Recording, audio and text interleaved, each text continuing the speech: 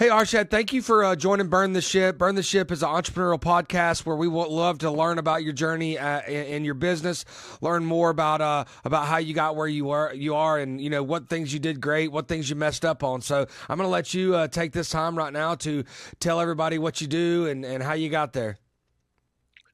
Thank you. Thank you very much. Pleasure being on the show and sharing my journey. Um, yeah, my background is I'm an engineer by education. Uh, done 5 startups on my fifth startup. So started my entrepreneurial journey around 17 years back. Left the corporate world. I was with IBM, working in a lot of positions for 8 years. So it was quite a jump. Did an MBA. Started 5 companies. And yeah, I think I have a lot of experience failing. That's the way I would put it. So I think uh, lot of experience in doing, especially early on, in terms of recruitment, sales, scaling. So all that kind of came in handy. So I had an interesting set of startups. I started out with a gaming company. There was an open source ERP company, a point of sale solution, a vehicle telematics company, and finally ending up with an AI automation robotics company, which I started in 2015. And it was 2015, AI was not very cool. It is not in the know. I think we're one of the few companies that were into AI automation robotics. We've been fortunate enough to get a lot of traction, press, including Popular Science, Discovery Channel.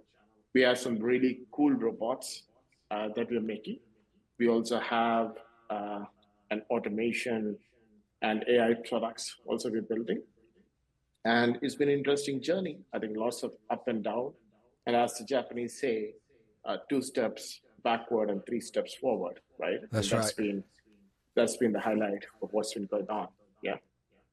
Well, I think what you said early on is really what a lot of people don't understand and get, and I obviously, I mean, I certainly get it because I say I failed my way into success, and failure is just such an important part of it's an important puzzle, a piece of the puzzle, to make those failures and then readjust to make small successes happen. So tell us some of the things that you messed up on, how the failures that you talk about, because what I feel like people think is it's catastrophic failures, and it's really not. It's just a lot of little failures, a lot of little screw ups to go, all right, well, we need to adjust this here and here to fix this. So tell us a little bit about that.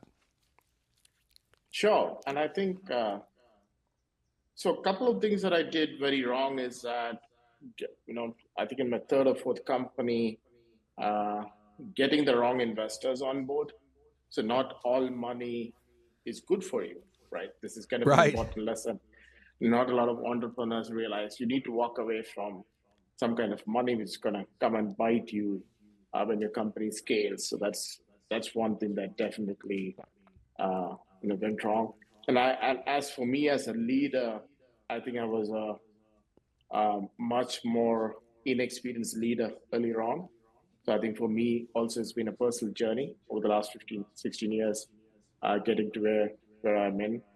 And in terms of product scaling, sales, managing people, so it's been a lot of learning opportunities along the way, and it's been kind of an uh, interesting journey. So this is, I think, raising money from uh, the wrong investors, recruiting the wrong people, hiring for skills versus attitude and culture fit. And again, that's a very important lesson I learned, you know, during my journey is that, sometimes you just need to hire for attitude and culture fit than hard skills or intelligence, right? This is kind of uh, a hiring lesson I learned. So these are a couple of them that come to top of my mind. Do you feel like because I think there's two things there when you talk about walking away from money. Do you, because when I talk to some of these young tech entrepreneurs at these Atlanta Tech Village and Switchyard, and they're young, they're hungry, they're excited about what they're doing. Is it expensive money or personnel? Or both? Like, because I told a lot of people, these folks, I said, look, if you went out and got your first people, you got your first customers by yourself, the money gets less expensive. So if you're trying to get money right now and you have no revenue, that money's going to be probably twice or more as expensive than if you go and acquire clients yourself. And you don't have to acquire a ton, just enough to where that makes that money a lot less expensive. And then having the right people that give you the money. Do you think it's a little bit of both, or do you think it's one more than the other? I think it's very well put. I think it's a little bit of both. And I think one analogy that I would like to take is that every entrepreneur kind of takes a lot of hitchhiking rides, and he needs to find, the cheapest and easiest way of cash to get to the next destination, right? Sure. Entrepreneur is hitchhiking from A to B to C. And to your point, if you can optimize for both, we just need to be sure that we get money at the most favorable terms and the person we're getting into, because an investor is somebody who's going to be attached with you along, on the Forever. hip for forever. So I think it's a pretty hard decision to make. So and most people don't realize that. I think it's a bit of both, and I think this is a very important lesson. And a lot of first-time entrepreneurs also celebrate fundraising. I think fundraising is, I don't think it's anything that you need to celebrate. It's just you're bringing on commitments. But And they do. People raise, these days, people celebrate raising money all the time. absolutely, absolutely. So I think it's both commitment, and I think again another trap a lot of entrepreneurs fall into is like setting high valuation and control structures into the company, right? So they raise a lot of money, which is still fine, but then they have all these control structures on the board and their agreement, which doesn't allow them a lot of room to maneuver. And this has happened to a lot of companies in 2021 when money was really cheap and people were getting funding left, right, and center, right? So these are things that people should be careful. I did make these mistakes. I think in my second and third startups, I did make some of this mistake. And and also figuring out the right mix, to your point, how to fund your startup. It can be through every startup is funded by cash flow. So those can be from pre-orders, distributors, sales, investors, right? So these are all cash. So you need to figure out the right mix. And then there is debt and equity. So some instances debt is better, sometimes equity is better. So I think you need the right mix of everything. What do you think that where do you go if you're talking to these young entrepreneurs? Where do you go to find the right person to give you the money? Who do you get in front of? I think it's a very tough question, and it also a lot depends on the entrepreneur, right? What does he or she wants to do 2 3 years down the line? I mean, is he gonna be is he going to take the company to so and so milestone? Does he want money? And again, one thing I always tell entrepreneurs is that you can either optimize for wealth or power/control. I mean, you need to choose, right? If you're optimizing for wealth, if your goal is to financially be well off, then you can take money from investors on those terms and grow the company, understanding well that you're going to lose control. But if you're optimizing for control, then I think you need to be very clear why you're doing it. So these are not usually possible to get both in a journey. And to be fair to the investors, I mean, a lot of time entrepreneurs change their mind. So, within a year, a couple of years, they take money and then they decide, I don't like this, I need more control. And that's when a lot of people get stuck. So I think you need to be very clear in your mind before you start what you're going to be. So even the people interacting with you understand how to deal with you, because otherwise you're going to make life difficult for people around you, including investors. So I think you need to be very clear as an entrepreneur. What do you want to optimize for in the growth? What is your milestone you're going to hit? And end of the day, investors are not your friends. Sure. It's their job to maximize capital. To make money. Generate return. So that needs to be very clearly understood, and once you get all this in your mind, I think most entrepreneurs should be fine. Sure. What kind of exciting new projects are you working on right now? So uh, we have several robot form factors coming out, including an autonomous rover. We have a humanoid coming down the line. I'm sure you're seeing a lot of humanoids in the news. So I think we were trying to get to the humanoid market very early on. We had a vision for creating a humanoid, I think 2 3 years back, and then we also have an interesting piece of education that you're doing. A lot of universities have approached us to do a curriculum with them on a course. So To we have do a also what? kind of a curriculum. So it's like a degree program. So we kind of give credits to a engineering degree, and we do a engineering degree in the university, and we So kind of participate. kind of like crowdsourcing for credits. Yes, yes, but it's coming in from. I mean, we contribute 40%. The university contributes 60%. I think it's Sure. smart from the university because it's they're getting real world up to date syllabus plugged in, right? I think it's very smart, and they're sharing the fee. So I think this is something that we have started, which is kind of came out of the blue, and we have all the surveillance product coming out. So I think there's a lot of things coming in, and the whole AI space is a buzz. I think I don't know if you saw just very recently the GPT 4.0 that got released, right? The OpenAI's latest model.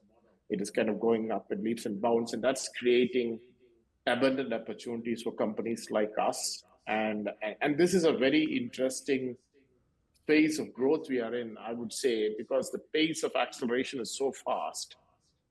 Companies don't have 1 or 2 years to settle down and roll out a product.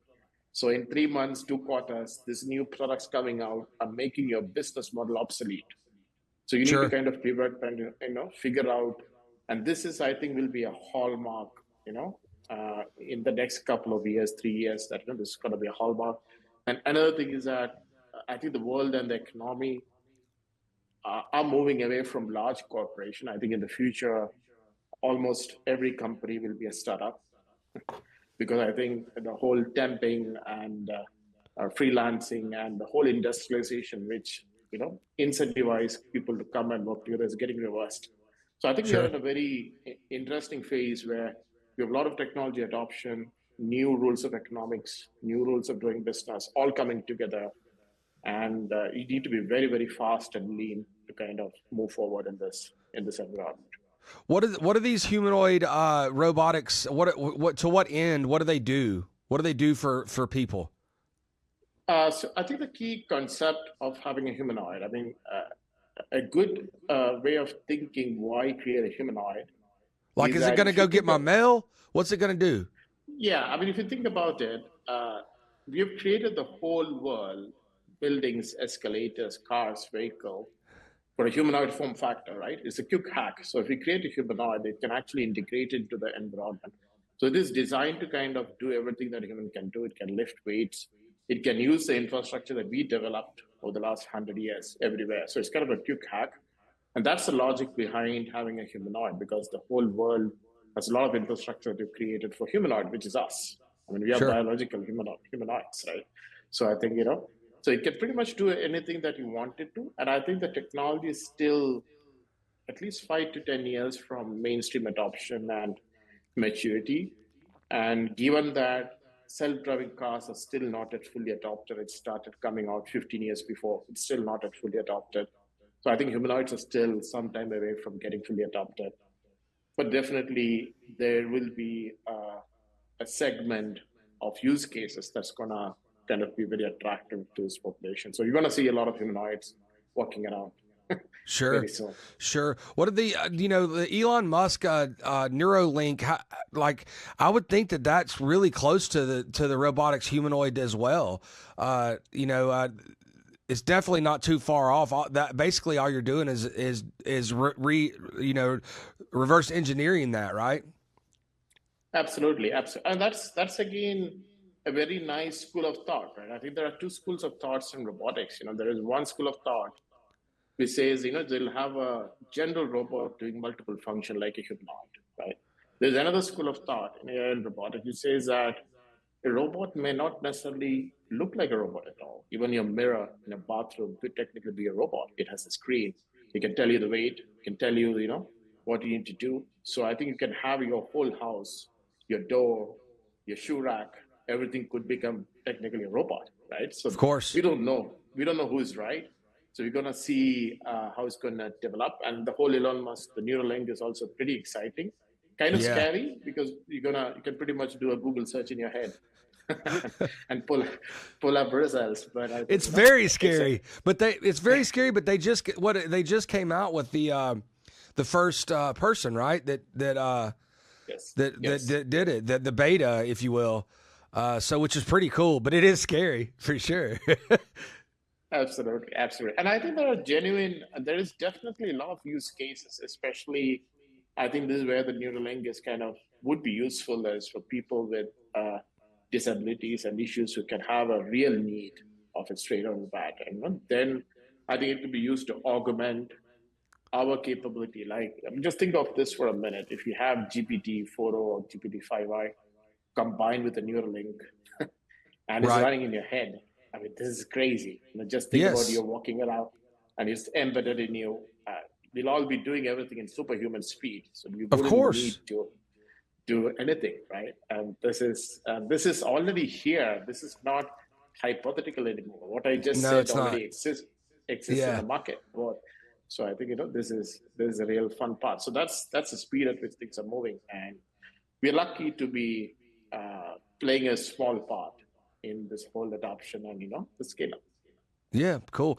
Well, look, Arshad, thank you for coming on. Like I said, it was going to be a quick. We could probably talk for 3 hours about this because I'm very interested in it. But other than that, please tell everybody how we can get a hold of you, websites, email addresses, phone numbers, whatever you want to say out there. If you're looking for investors, how do we get a hold of you? Sure. I think you can go to our website, which is www.ingendynamics.com. So this is a website. So we are on social media on LinkedIn, Facebook, Instagram. But if you go to a website, that's the best place to go in, and you can shoot an email on the contact us form, and we'll be happy to get back. You can also Google us, search for Engine Dynamics on Google. We are on a ton of press coverage very recently, including Entrepreneur Magazine, Fast Company, Popular Science. You can read all our articles.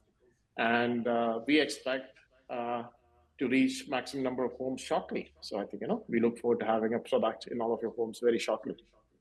Awesome. Thank you so much. We appreciate your time. And everybody go out there and kill the world and be kind to each other while you do it. Sure, absolutely. Thank you very much. Thank you. Thank you.